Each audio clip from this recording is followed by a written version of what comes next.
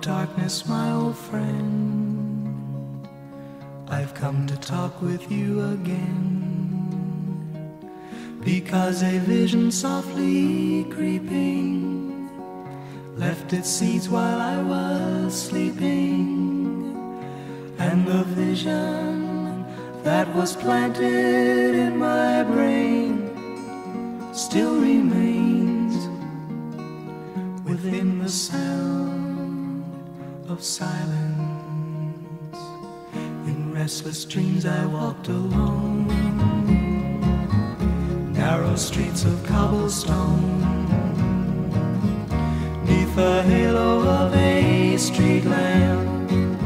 I turned my collar to the cold and damp, when my eyes were stabbed by the flash of a neon light that split the night and touched the sound of silence.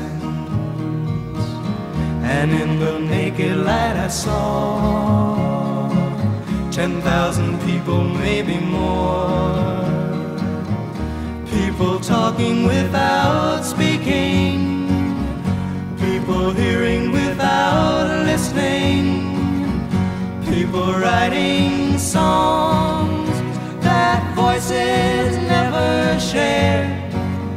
No one dared disturb the sound of silence.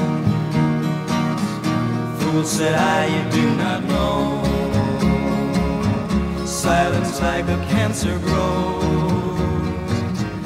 Hear my words that I might teach you, take my arms that I might reach you, but my words like silent raindrops fell and echoed the wells of silence. And the people bowed and prayed to the neon god they made, and the sign flashed out its warning in the words that it was forming.